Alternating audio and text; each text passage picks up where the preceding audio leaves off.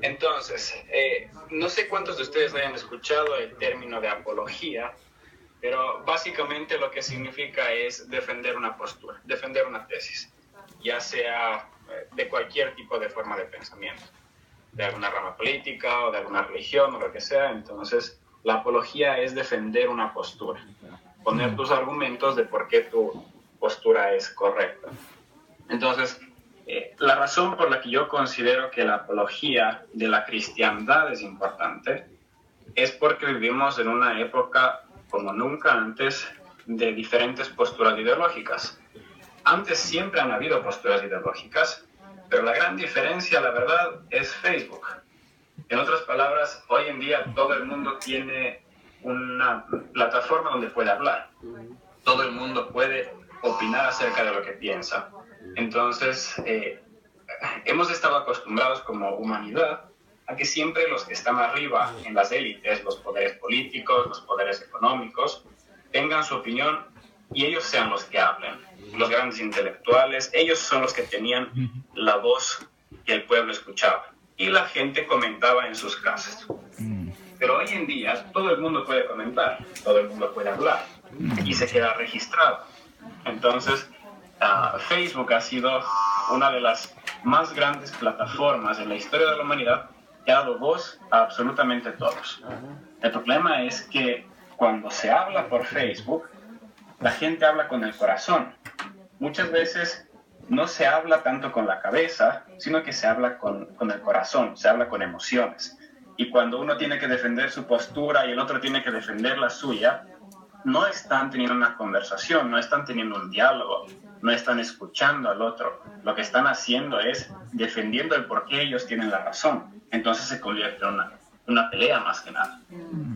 Hay un filósofo esloveno que se llama Zizek y él dice que todas las ideologías son malas. Todo extremo ideológico es malo. Si es que ustedes han escuchado de algunas ideologías, por ejemplo, existe la ideología samurái de los japoneses, los guerreros japoneses. Entre ellos estaba que si es que por alguna razón no podían defender el honor de su familia y de su comunidad, tenían que cometer suicidio delante de la gente, atravesándose a sí mismos con una espada. Ese es un extremo de una ideología. Obviamente podríamos decir que desde nuestro punto de vista hoy en día que están totalmente locos y que eso es destructivo. Pero también existen otras ideologías como el patriotismo. El patriotismo lleva a la guerra entre las naciones. Yo, como ecuatoriano o como finlandés, soy mejor que los colombianos o que los rusos. Entonces, eso lleva a guerras. Todos los extremos de las ideologías son malas según Zizek. ¿Ustedes consideran que el cristianismo también tiene extremos malos? ¿Ustedes consideran que cuando hablamos de cristiandad también se pueden hacer cosas que se podrían considerar malas? Entre ellas, un buen ejemplo es, por ejemplo, el Ku Klux Klan. Estos hombres del sur de los Estados Unidos que odiaban a los negros. Ellos son conservadores, son cristianos. Pero ellos tenían un odio por los negros a tal punto que les daban cacería y luego les terminaban quemando. Eso es un extremo ideológico. Y obviamente no lo consideramos muy bíblico ni muy cristiano desde el punto de vista de hoy. Pero en ese tiempo, en ese contexto, ese era su extremo ideológico. Entonces, la pregunta es, ¿cuál es nuestra ideología? ¿Cuál es aquella cosa que nosotros deberíamos defender? Porque obviamente existe este conflicto de llevar al extremo las cosas y eso genera más pelea y guerra que ninguna otra cosa. Entonces, ¿qué es lo que sí deberíamos defender? Porque si defendemos cualquier cosa, entonces vamos a terminar en peleas. Yo he terminado en peleas con gente que me ha visto comer morcilla, o sea, salchicha de sangre, porque tiene un pasaje en la Biblia, en el Antiguo Testamento, que prohíbe que se coma la sangre. Entonces, de repente nace una pelea en una parrillada, en un barbecue, donde todo el mundo está comiendo salchicha y pollo y carne, pero entonces, porque yo comí morcilla y porque soy cristiano, me hicieron pelear por eso.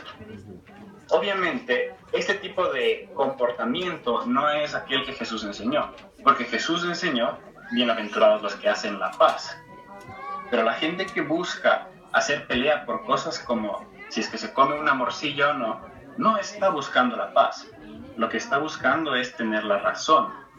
Entonces, definitivamente, la cristiandad tiene mucha verdad, pero hay cosas, lamentablemente, que se pueden utilizar en la Biblia para torcer la verdad y para imponer la voluntad de personas sobre otras personas. Así que, para saber cuál sería nuestra ideología, preguntémonos primero cuál no sería. Y dentro de la cristiandad existen muchas modas, y parte de las más populares, por ejemplo, son ahora el de la prosperidad. Gente, pastores, evangelistas, que se dedican a decir a los cuatro vientos que Dios te va a bendecir económicamente. Que si es que tú das a la iglesia, entonces Dios te va a hacer básicamente rico. Y utilizan pasajes de la Biblia. Pero cuando se ve cómo vivió Jesús y lo que enseña Jesús, no te está ofreciendo dinero. Es más, te ofrece todo lo contrario. Jesús mismo dijo, no tengo ni siquiera dónde acostarme a dormir. No tengo vestimentas, vivo básicamente de lo que la gente me está dando para comer. Y nada más. Si es que me quieres seguir, eso es lo que te puedo ofrecer. Entonces, no podemos defender una ideología de cristiandad donde el fundamento sea el dinero y la prosperidad económica que nos da Dios. Otra moda de la cristiandad son los milagros. La gente que busca la sanidad de enfermedades, la gente que busca encontrar un buen trabajo, la gente que busca cualquier cosa que ellos piensan que en ese momento necesitan. No están dispuestos a rendirse ante Dios, sino que buscan los milagros. Así como las personas que rodeaban a Jesús esperando que les sane o que les dé de comer, así como con los 5,000 a quienes Jesús alimentó. Ese tipo de personas están buscando la satisfacción de sus necesidades. Es un Dios que funciona y trabaja para ellos. No son ellos rindiéndose ante Dios y ante la voluntad de Dios. Entonces, esa es otra de las modas ideológicas de la cristiandad. Y no vale la pena defenderla porque no es la que Jesús enseña. Un tercer ejemplo de ideología que hace mucho daño en medio de las conversaciones cristianas es la homosexualidad y el aborto. Hoy en día se está discutiendo mucho acerca de si es que se debe permitir el matrimonio homosexual y si es que se debe permitir en la Constitución el aborto. Lamentablemente, y yo sé que cada uno de ustedes tendrá su opinión acerca del tema porque es un tema muy político y muy controversial, pero lamentablemente la cristiandad no necesita a la política ni al gobierno, porque el hecho de que se permita en la ley o no hace que un país sea más cristiano o no, porque la cristiandad es un nivel individual de las personas. No se puede obligar a las personas a ser cristianas por ley. Por eso existe el contrabando, por eso existe la corrupción, el robo, todo está prohibido por ley. Y si es que está prohibido por ley, no significa que haya sido eliminado. Entonces, no es la ley ni la Constitución la que hace un país cristiano. Lo es si las personas verdaderamente conocen a Jesús y cuál es la voluntad de Dios a través de las enseñanzas de Jesús. Así que, ¿cuál es esa ideología que vale la pena defender y hablar y conversar con las personas, primero escuchándolas y luego dando nuestro punto de vista? Esa ideología es Mateo capítulo 7, versículo 12. Esa es la filosofía máxima, es la ideología máxima, perfecta, dada por Jesús, que es: haz a los demás lo que quieren que hagan por ti. Nada más y nada menos. Y es más, Jesús después de eso dice: esta es la ley y los profetas.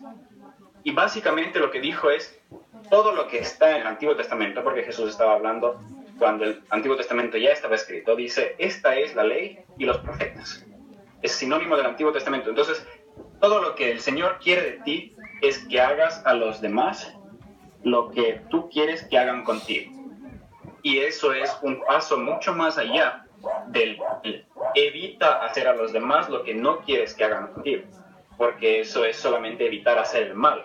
Pero Jesús te está diciendo, haz el bien que tú quieres que te hagan a ti. Entonces, esta ideología es la ideología del amor de Dios. Y no es un amor sentimental, es un amor de decisiones. Un amor que está dispuesto a sacrificar por otros. Si es que ustedes son padres y tienen hijos, saben lo que es sacrificar por otra persona. Pero obviamente existe el vínculo carnal, existe el vínculo de sangre, existe el vínculo de familia. Ahora, ese mismo sacrificio que están dispuestos a hacer por sus hijos, o por sus hermanos, o por sus amigos, tienen que llevarlo al nivel de estar dispuestos a hacerlo incluso por sus enemigos. Esa es la ideología perfecta. No hay discusión contra eso. La gente en el mundo, por más que defienda cualquier ideología, está dispuesta a aceptar algo así, porque eso tiene sentido. Eso lleva a la paz entre las naciones. Eso lleva a que los pobres tengan que comer. Eso lleva a que la ciencia sea ética. Eso lleva a muchas cosas. Eso lleva a que la política no sea corrupta. En otras palabras, si es que la gente solamente aplicase una frase enseñada por la persona que es el Hijo de Dios, o sea, la única persona que no fue persona, el mundo sería mejor. Esa es la ideología a defender. Entonces, ¿cómo se hace para defenderlo sin pelear? No peleando, no discutiendo por amor al otro.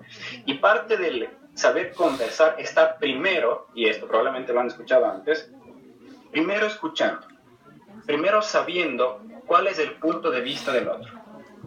Y cuando sabes cuál es el punto de vista del otro, tienes que seguir preguntando, ¿y por qué piensas así?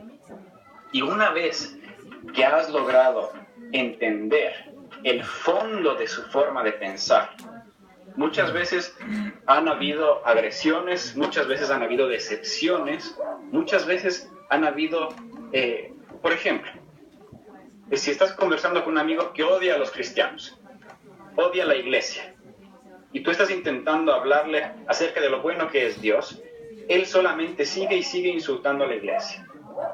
Lo correcto es preguntar por qué odia a la iglesia, qué es lo que ha visto. Y entonces él puede comenzar a desvelar que, por ejemplo, quizás sus padres fueron cristianos, pero sus padres nunca le amaron. Entonces ahí pueden darse cuenta de que hay un problema, de que sus padres no supieron replicar la ideología de Jesús. Entonces su problema no es con Dios, su problema no es tanto con la iglesia, su problema es que aquellos que tenían que darle el ejemplo del amor de Cristo no lo hicieron. Entonces ahí ya la conversación cambia de tono. Entiendan primero, escuchen primero y ámenlos, como dice Marcos Witt, groseramente. Ámenlos tanto que ellos hasta se fastidien de cuánto amor tienen por ellos. La gente no se cierra al amor. La gente se cierra cuando se siente agredida. Si ustedes entran insultando a su jefe pidiendo un ascenso, su jefe no les va a dar un ascenso. Si sus hijos vienen donde ustedes insultándoles pidiendo dinero, ustedes no le van a dar dinero a sus hijos. Es cuando se entra amando, es cuando se entra con una sonrisa y una buena actitud, que la gente abre su corazón para escuchar lo que ustedes hablan con la cabeza. O sea, primero hay que entrar al corazón, dando el amor de Cristo, y luego sí, comenzar a explicar nuestro punto de vista.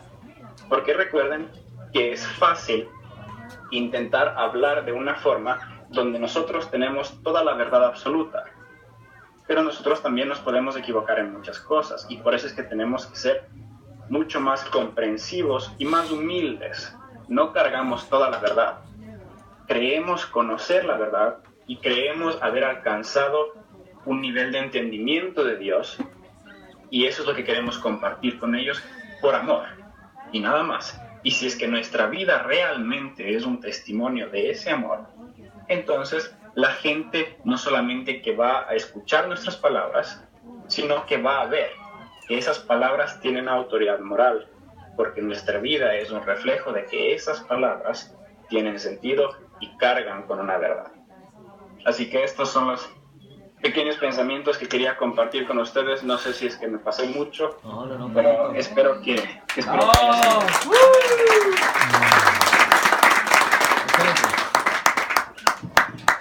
Gracias, Samuelito, querido. Fabuloso. Fantástico. Fantástico. Es la cereza del pastel de esta charla, de esta mañana, Claro. ¿cierto? Sí. La clave básicamente está en el amor. Sí. Porque ¿Verdad? Dios La es mejor amor. defensa de nuestra fe es amar al que está en disputa con nosotros. Dice la palabra que Dios es amor, es su esencia. Así es. Continuaremos entonces mañana. Fernandito, no sé quién toma el micrófono. ¿Cierto? Vamos. Bueno, yo creo que ya no tengo nada más que añadir. Ahora vamos a los alimentos. Ajá. Muchas gracias, Fantástico.